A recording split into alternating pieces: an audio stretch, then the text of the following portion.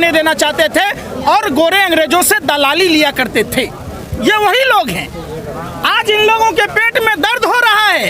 ये 70 साल का हिसाब पूछते हैं और वही 70 साल की धरोहर 6 साल में बचा नहीं पाए, बेचकर चट कर गए। बताइए, जब देश में तमाम तरह की बातें हो रही हैं, तमाम संस्थाएं बेची जा रही है, तब क्या नया संसद भवन बनाना चाहिए? नए नए फ्लाइट लेने चाहिए? क्या विदेशों के भ्रमण करने चाहिए? कितना बेशर्म प्रधानमंत्री। ये पूरी टीम मदारियों की टीम है। ये मोदी नहीं, मदारी है। झूठ बोलने की इसको जन्मजात बीमारी है। जब से पैदा लिया लगातार झूठ बोलता रहा है। आपने देखा होगा, बहुत हुई महंगाई की मार। अब की बार भाजपा सरकार, बहुत हुआ नारियों पर अत्याचार। अब की बार भाजपा सरकार, किसानों की आय दुगुनी करने की बात, युवाओं को 2 करोड़ युवाओं को रोजगार देने की बात। अब तो इतने शर्म की बात है कि प्रधानमंत्री के गोद लिए हुए गांव में पंचायत चुनाव भाजपा के उम्मीदवार हार जाते हैं। इससे बेहद शर्मनाक बातें क्या हो सकती है? जो प्रधानमंत्री हर सांसद को 5 गांव आदर्श गांव बनाने की बात कह रहे थे, उनके बनारस लोकसभा क्षेत्र में सरपंच का चुनाव हार गए उम्मीदवार। तो इससे बेहद शर्मनाक बातें क्या हो सकती हैं? तमाम जो बातें प्रधानमंत्री जी बोला करते थे या भाजपा आरएसएस के लोग बोला करते थे, उनके सहयोगी लोग अमिताभ बच्चन, अक्षय कुमार, महंगाई के मुद्दे पर साइकिल निकाल लेना चाहिए, अनुपम खेर। अब इन लोगों को मुंह से जबान, हलक से जबान नहीं निकल रहा है। वो कन्हैया बाबा कहाँ हैं? 2.25 आँख वाला बाबा रामदेव, जो हर गांव को 200 करोड़ रुपए देने की बात कह रहा था, हर गांव को ब्रिटेन और अमेरिका से आगे ले जाने की बात कह रहा था, जो काला धन का 500 रुपए की गड्डी का सीढ़ी बनाकर स्वर्ग तक जाने की बात कह रहा था, उतर जाने की बात कह रहा था। लड़कों में ठेलम ठेली कर रहे कन्हैया। अरे आ जाओ, 2.25 आँख वाला बाबा रामदेव अपने 2.25 से 2 नहीं कर पाया तो देश की जनता को क्या? करोनिल का अब सुनिए, देश हित में है। अरे सब देश हित में है। करोनिल के दावा हर्षवर्धन जी या नितिन गडकरी जी जब लॉन्च किए थे, देश हित में है। हिमालय की गोद से नमक निकाल के लाए, उसमें एक्सपायरी डेट लिखा रहता है, वो देश हित में है। देश हित में गौमूत्र बेच ले रहे। देश हित में ये नहीं है कि आदमी के पास रोजगार के साधन नहीं है। कभी मोदी जी युवाओं से बात करते, रोजगार दो। मन की बात में तो आते ना, मन की बात अगर किए होते तो जिसकी मांग में सिंदूर भरे बेचारी जसोदा बहन जी को क्या बना दिया? न वो कुमारी है, न सुहागन है, न विधवा है। वैसे ही देश बना हुआ है। और यही हाल किसानों के बिल का भी होगा। न किसान बिल जसोदा बहन की तरह, न कुमारी, न सुहागन, न विधवा, किसी श्रेणी में नहीं रहे। तो क्यों सरकार अपने ही बोले हुए बातों को अमली जामान नहीं पहना रही है? इस सवाल उठता है। ये लोग बेशर्मों की टोली है, इनको लाज शर्म कहीं नहीं होता है। मनोज तिवारी कह रहे हैं अगर कांग्रेस की सरकार होती तो 200 रुपए लीटर होता था। हौसले रिंकिया के पापा ब्राह्मण हो के 5 रुपया के अंडा के लिए छीछा लेदर किया। उस नाचने गाने वाले नचनिया बजनिया से बात करते हैं। अरे उसका अस्तित्व तो 5 रुपया में स्तर गिर गया था। जो बिग बॉस में पूरा विश्व ने देखा कि 5 रुपया के अंडा के लिए महिला का अपमान करता है। सिर्फ एक कलाकार का काम क्या होता है? जो गाना बजाने वाला है उसको गाना नहीं गाने के लिए कहिएगा। तो क्या ब्राह्मण अंडे के लिए नहीं लड़ सकता? अरे भैया, आप लोग कहाँ से आए हैं? भाजपा IT सेल से आए हैं। अब आप समझिए, आपने कहा एक ब्राह्मण होके बिल्कुल बिल्कुल नहीं। ब्राह्मणों का काम यह नहीं है। ब्राह्मणों का काम, आपने देखा होगा महर्षि वशिष्ठ वगैरह को, महर्षि गौतम को देखा होगा, पराशर ऋषि को देखा होगा। जितने भी ऋषि हुए जंगलों में रहते थे, सिर्फ उतना ही लेते थे। ऋषि ब्राह्मण ही होगा, ये तो किसी ने नहीं कहा। आप ही कह रहे हैं। अरे फिर वही वाली बात आप समझिए। ब्रह्म के संतान पूरे कौम है। जो लोग पूजा और संस्कार का काम कराते हैं वो ब्राह्मण कहलाते। आप भी कराइए, आप भी ब्राह्मण कहलाएंगे। आपको किसी ने रोका है क्या? फिर आपको किसी ने रोका? अभी दिल्ली कूच की आप बात कर रहे हैं, क्या यहाँ से सरकार को सुनाई नहीं दे रहा कि इतने बड़े आंदोलन से आप दिल्ली जाने की बात कर रहे हैं? ये सरकार कैसे सुनेगी?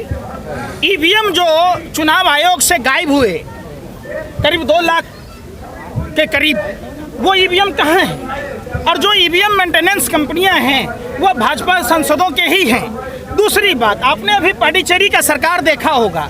चुनी हुई लोकतांत्रिक सरकार को ये पैसे के बदौलत खरीदते हैं, तो इनको जनता जनार्दन से कोई मतलब है ही नहीं। आपने मध्य प्रदेश में देखा होगा, आपने गोवा में देखा होगा, आपने गुजरात में देखा होगा, आपने कर्नाटक में देखा होगा। तो ये सरकार अगर सुनती, गूंगी बहरी नहीं होती, तो क्या किसान भाई इतने दिन से बैठते? पूछ करके सुन लेगी। दिल्ली कूच करोगे तो सुन लेगी। क्यों नहीं सुनेगी? कलेजा पर कोदो दरिएगा तभी ना सुनेगी।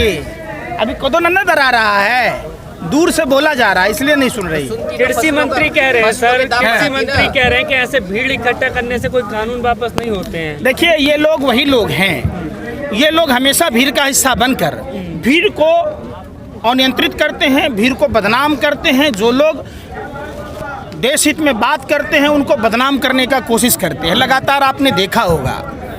तो भीड़ क्या ये भीड़ आपको नजर आ रहा है? ये स्वेच्छा से आए हुए लोग हैं जो अपनी अपनी खेती की विरासत को बचाना चाहते हैं। देश को दूसरी गुलामी की ओर जो जा रहा है देश, ये अंबानी अडानी की दलाली में जो देश को गुलामी की ओर ढकेला जा रहा है। ईस्ट इंडिया पार्ट 1 की सरकार जैसे गुलाम बनाई थी देश को, ऐसे ईस्ट इंडिया पार्ट 2 के लोग बनाना चाह रहे हैं। इसको देश बचाने की लड़ाई है। और ये लोग कुछ भी बोलते हैं, इनका तो क्या है, मुंह में राम बगल में छुरी। संजीव बालियान लोगों को समझाने के लिए जा रहे हैं गांव-गांव, लेकिन वहां पर जो उनका कुछ लोग विरोध कर रहे हैं तो उन पर हमले हो रहे हैं। कैसे देखते हैं इस घटना को? देखिए, समझाने नहीं जा रहे।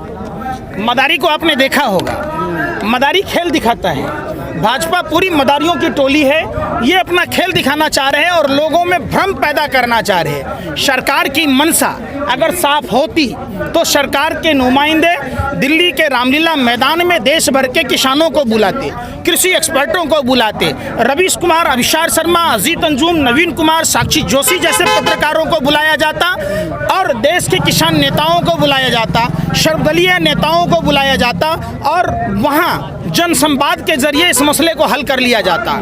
सरकार की मंशा बिल्कुल साफ है, अपने गुरु MS गोवलकर की तरह 95% लोगों को गरीब बनाना। ये भाजपा की सरकार उसी एजेंडे पर काम करते हुए देश को गुलामी की ओर ढकेल रही है। सरकार की अगर मंशा साफ होती तो देश के पालनहार अन्नदाता किसान भाइयों की बातों को सुनती और ये कानून वापस ले लेती। सर, सरकार का तो साफ स्टैंड है कि कानून वापस नहीं करेंगे। आंदोलन भी काफ़ी लंबा वक्त हो गया है चलते हुए, क्या विकल्प है किसानों के पास में? ये सरकार क्या करेगी? सिर्फ विधायकों की खरीद फरोख्त करेगी? सरकार जब WHO ने 31 दिसंबर को कोरोना का संज्ञान लेने की बात की तो ये सरकार 22 विधायकों की नीलामी और टर्म की गुलामी कर रही थी, जिसके कारण देश का बट्ठा बैठ गया। क्या ये सरकार की को 1 रुपये का मास्क देने की औकात नहीं थी? 200 रुपये ट्रेन टिकट देने की औकात नहीं थी? लाल बहादुर शास्त्री जी जैसे नेता हुए देश में, जिन्होंने जय जवान जय किसान का नारा दिया। प्रधानमंत्री नरेंद्र मोदी जी कहते हैं मर जवान मर किसान। न किसानों की सुनते, न देश में जो पुलवामा के जवान भारत माँ के वीर सपूत शहीद हुए न उसकी जांच कराते, न गलवान की जांच कराते। इस मोदी सरकार का एक ही मूल मंत्र है, मर जवान मर किसान। दुनिया मरती है तो मर जाए, दुनिया जाए भार में, अपना काम बनता वाली बात है मोदी सरकार की। चुनावों में रैलियां करना क्या मोदी सरकार की जरूरत है? क्या भाजपा के नेताओं को जरा सा भी शर्म नहीं आती? किस मुंह से ये 2014 में 13 में गांव-गांव जाकर ढिढोरा पीटते थे? क्या वो मुंह से नहीं बोलते थे? शरीर के किसी और अंग से बोलते थे? इन बेशर्मों को, जालिम दरिंदों को थोड़ी सी भी शर्म नहीं आती? शर्म आनी चाहिए कि उन्होंने जो कहा उस पर कायम होना चाहिए। आपके जैसे एक्टिविस्टों को प्रधानमंत्री जी परिजीवी कह रहे हैं, आंदोलनजीवी कह रहे हैं। परिजीवी तो खुद ही हैं, वो जुमलाजीवी हैं। फेंकू मनोरंजन बैंक 15-20 लाख तो यूं ही मिल जाएगा, वो कहाँ गया? तो ये जुमलाजीवी हैं। ये फेंकू मनोरंजन बैंक के ये CMD हैं, जिन्होंने चेक दिया था, आज तक चेक क्लियर ही नहीं हुआ, बाउंस कर गया। तो उनके बाद का क्या भरोसा? प्रधानमंत्री के एक भी बात बताइए जो सत्य बोला हो। एक बात आप बता दीजिए कि नरेंद्र मोदी जी ने बोला और वो बात सत्य हुई। क्या 2 करोड़ युवाओं को रोजगार मिला? क्या देश की अर्थव्यवस्था सुधरी? क्या देश में महंगाई कम हुई? क्या देश में माँ बहन बेटियों की इज्जत आबरू बची? क्या देश के सैनिकों का 1 सर के बदले में 10 सर लाया? इनको तो चीन, मोदी जी को चीन शब्द, प्राचीन, सियाचीन, ये सब नाम लेने में पतलून गीली हो जाती है, बाथरूम हो जाता है पैंट में। बताइए ना, झूला झूलते रहते। तो इसे प्रधानमंत्री की बात का क्या कहिएगा? कुछ भी बोलता रहता है।